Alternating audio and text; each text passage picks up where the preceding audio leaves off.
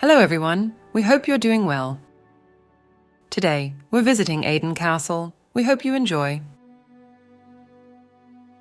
Although prehistoric and Roman presents have been discovered near Aydon, no definitive evidence suggests that the site of Aydon Castle was inhabited before the 13th century.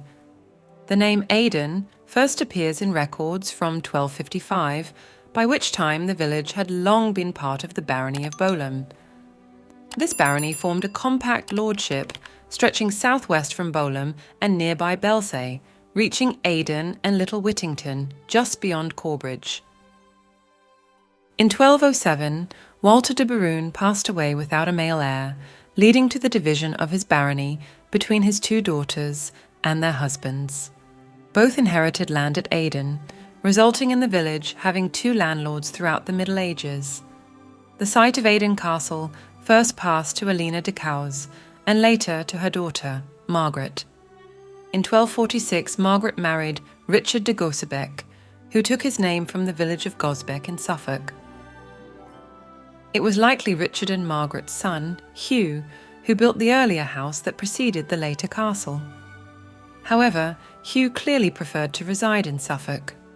Sometime between 1284, following his mother's death, and 1296, he sold his share of the barony of Bolham to another Suffolk landowner, Hugh de Reims, and his son, Robert. The Reims family, whose name spelled Reims until the mid-14th century, likely originates from Reims near Lillebonne in Normandy, had been long established in Suffolk and held a significant estate around Ipswich, centred on Wearstead, just south of the town. While the exact price Hugh received for his Northumbrian half-barony is unknown, it is recorded that his son was fined £60 when it was discovered that the sale had taken place without the king's consent, as required by law. This suggests the property was considered highly valuable. There was every reason why this estate would have been highly valued, located in a region of England once considered remote and backward, but by the 1290s, rapidly advancing in step with the rest of the country. When Hugh died in 1295, his Suffolk estates passed to his niece, Alice, and her husband, Robert of Redon. Alice's Book of Hours, preserved today in the Cambridge University Library, is adorned with exquisite illuminations, one of which depicts her kneeling before a bishop, a testament to the family's refined taste. Perhaps this aesthetic sensibility ran in the family, which could explain why her cousin Robert chose Aydon with its commanding position for his new home and invested in the fine craftsmanship seen in the work he commissioned. After aligning himself with the barons and knights of the region by fighting alongside them in the late 1290s, Robert de Reims may have turned his focus to managing his estates. Rather than joining the Scottish campaign of 1300, he sent substitutes, possibly to oversee the construction at Aydon. By 1301, Robert was beginning to establish himself among the Northumbrian gentry. That year, he acquired additional lands at both Aydon and Dilston. In 1304, as a newly married man, he made arrangements for the inheritance of his properties. His wife, Maud Worley, came from distinguished Northumbrian lineage, her mother a member of the influential Heron family of Ford. In 1305, Robert de Reims obtained a royal licence to crenellate both his manor at Shortflat, just south of Bolham, and Aydon itself. To crenellate, a building meant to add battlements and other fortifications, a privilege that required the king's consent. In theory, this allowed the crown to control the spread of castles within the realm, but in practice, it served as a way for the king to collect fees from those seeking the prestige of a fortified residence. Licenses to crenellate were typically granted after construction was complete rather than before, and were rarely denied. It seems unlikely that Robert de Reims suddenly decided in 1305 that Aydon needed to be fortified, especially as Scottish resistance had largely collapsed the previous year, seemingly bringing an end to the war in the north. More likely, his decision was driven by a desire to further showcase his wealth and status.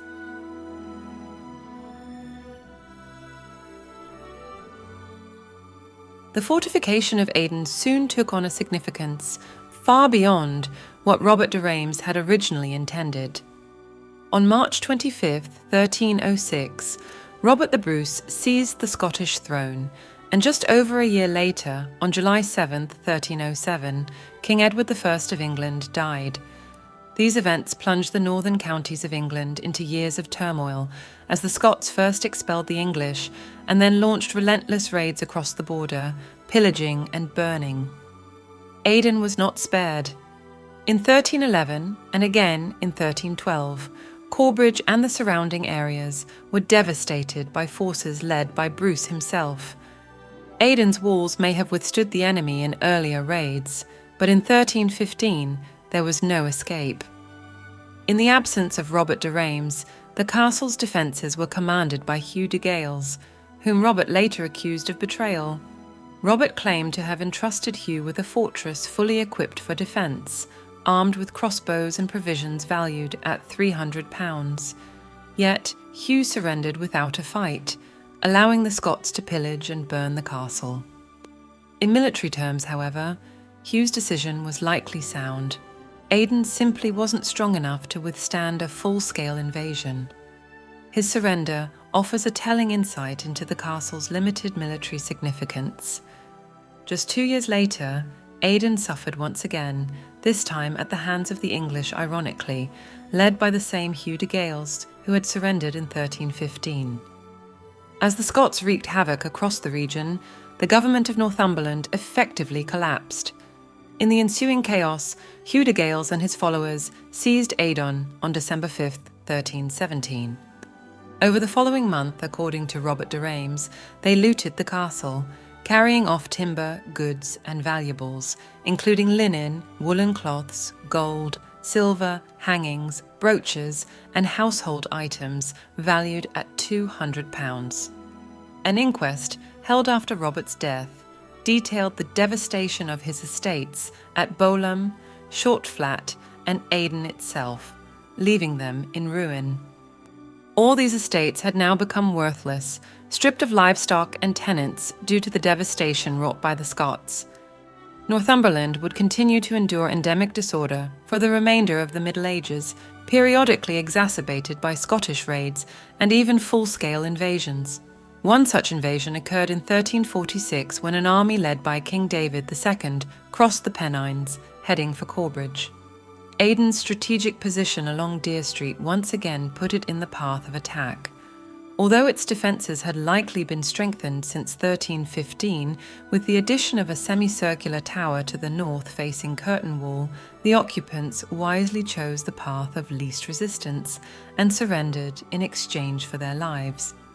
Significantly, the only contemporary account of this incident refers to the small fortress as Aydon Hall rather than a castle. Yet, despite such hazards, Northumbrian society never again experienced the breakdown that occurred during Edward II's reign from 1307 to 1327.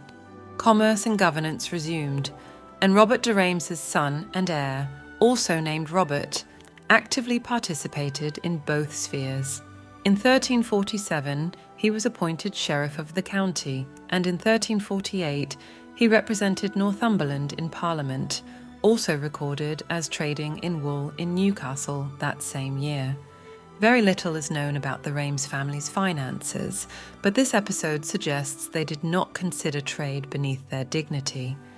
It was through such endeavours that Robert II upheld the position his father had established for their family.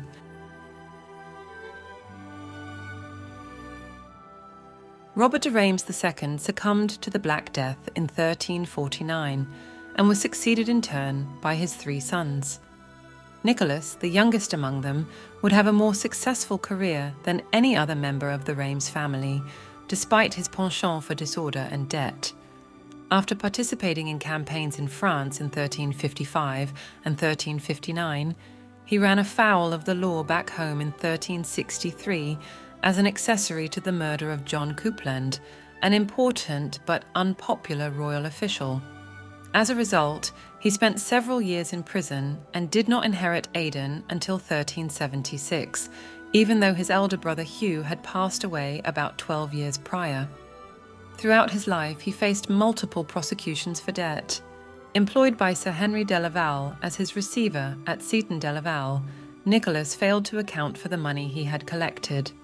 Compounding his troubles, the prior of Carlisle, who served as rector of Corbridge, the parish where Aydon was located, sued him for £50, indicating that Nicholas had refused to pay his tithes. In 1380, Nicholas was appointed the king's escheator, a significant financial official for the northern counties. Yet once more, he neglected to account for the funds he had gathered. Despite his troubles, Nicholas de Reims had powerful allies, chief among them Henry Percy, the first Earl of Northumberland and the most influential man in the county. Sometime in the 1370s or 1380s, Nicholas joined the Earl in his military campaign in Scotland, leading a force of 30 men. With the support of Percy and his own considerable talents, Nicholas de Reims managed to extricate himself from various predicaments and even secure further employment in government. He represented Northumberland in Parliament in both 1378 and 1385, and he held the position of Justice of the Peace. Additionally, he served as the Chamberlain of Berwick, keeper of Roxburgh Castle, and embarked on an embassy to Scotland in 1390.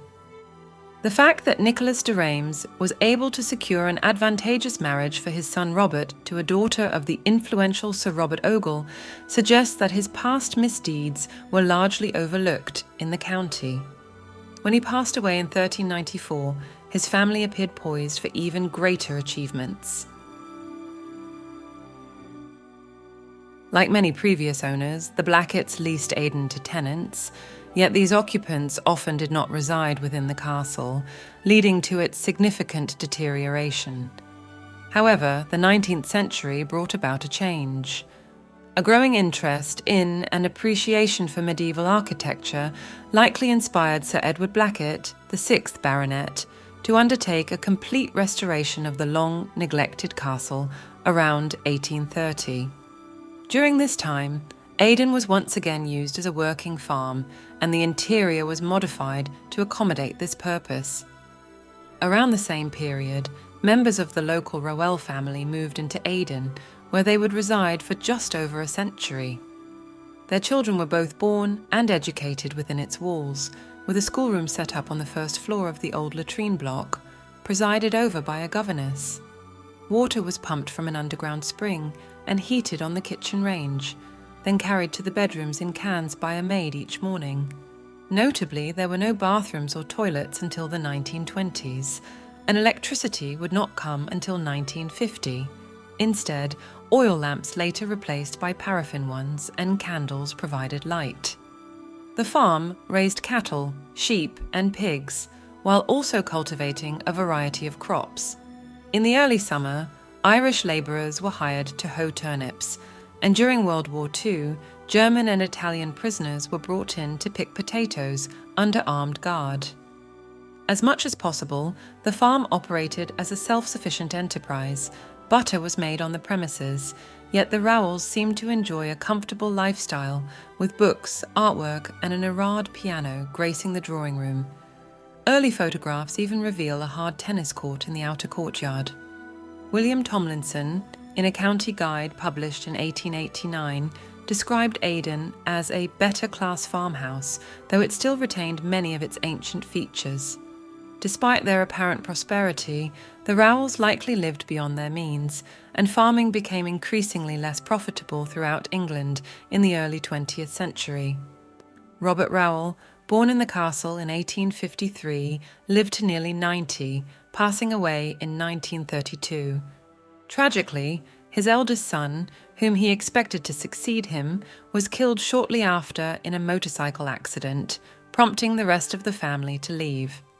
Shortly thereafter, a new tenant took residence, only for tragedy to strike again when 2 young children were suffocated by smoke from a fire that broke out in one of the bedrooms, converted from the medieval hall.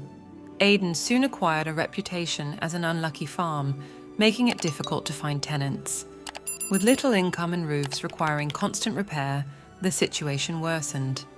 Ultimately, in 1966, Sir Charles Blackett, the 9th Baronet, placed the castle under the guardianship of the Ministry of Works, which undertook a thorough restoration, though this effort involved removing nearly all the 19th century fittings. Today, Aydon is chiefly valued as a remarkable survival from the years around 1300. The castle today is now cared for by English Heritage. Thank you for joining us on this journey to Aydon Castle. We hope this video brought value. If it did, please drop us a like and consider subscribing. Until next time, see you soon.